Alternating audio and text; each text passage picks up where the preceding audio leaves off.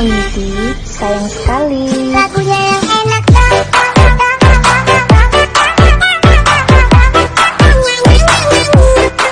Tudo bem com vocês? Estamos aqui para algumas dicas por conta da Enem. A aula de hoje versará sobre estratégias argumentativas. Em um texto opinativo, nosso objetivo é apresentar e defender um posicionamento crítico. Como bem sabemos, para que isso seja alcançado, são necessários alguns cuidados na elaboração do nosso projeto textual e o desenvolvimento de cada ideia selecionada por nós. No texto dissertativo argumentativo, temos a seguinte organização textual. Introdução, que é a problematização do tema. O desenvolvimento, que terá argumentação, fundamentação e defesa de um ponto de vista.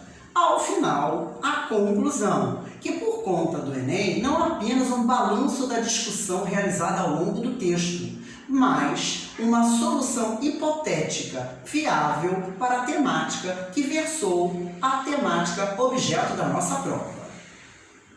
A prova de redação exigirá de você, candidato, a produção de um texto em prosa, do tipo dissertativo argumentativo, sobre um tema de ordem social, científica, cultural ou política. Os aspectos a serem avaliados relacionam-se às competências que devem ter sido desenvolvidas no ano de sua escolaridade.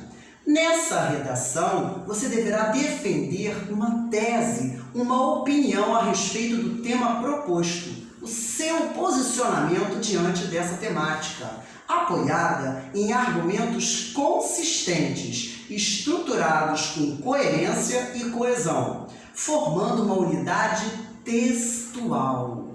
Seu texto deverá ser redigido de acordo com a modalidade escrita da norma padrão da língua portuguesa. Você também deverá elaborar uma proposta de intervenção social para o problema apresentado no desenvolvimento do texto e, de preferência, que respeite os direitos humanos.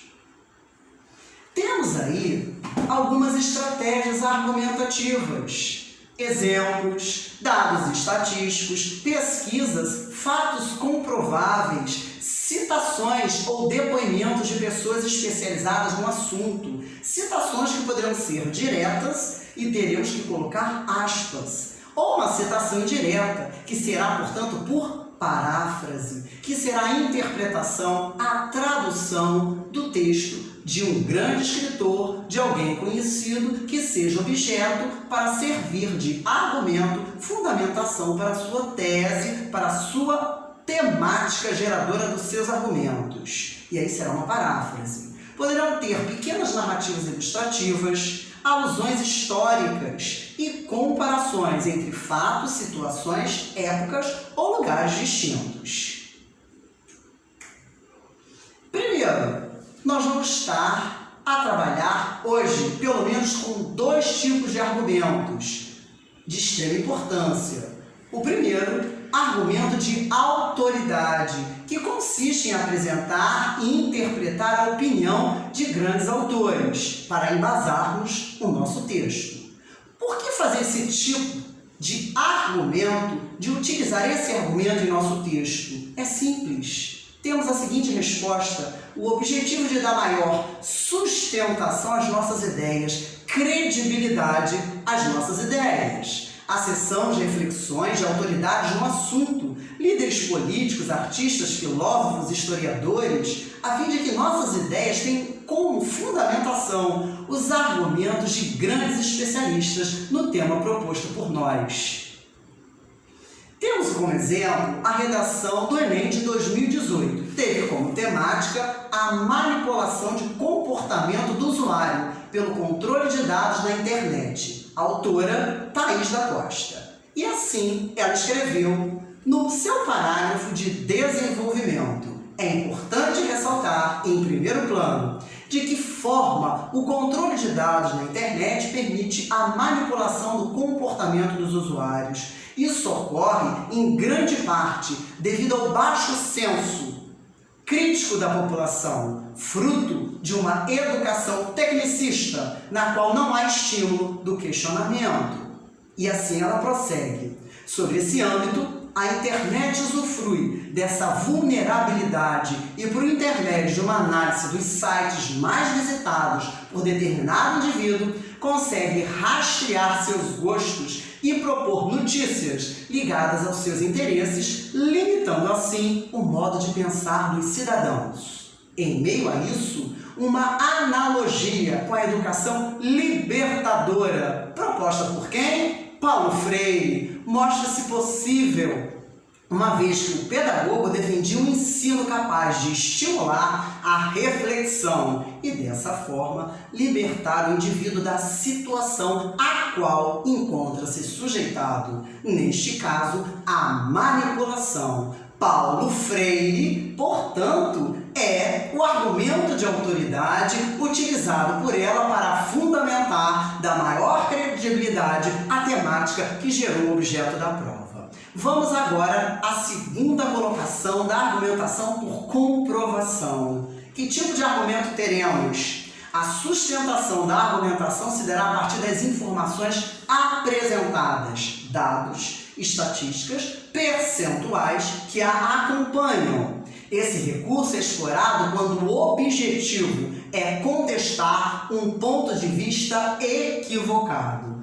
Vamos ao exemplo. Como apresentar esses dados na redação? Não existe uma regra fixa sobre a apresentação de dados para a redação do Enem, pois o próprio exame não delimita um espaço para a colocação desses elementos no texto.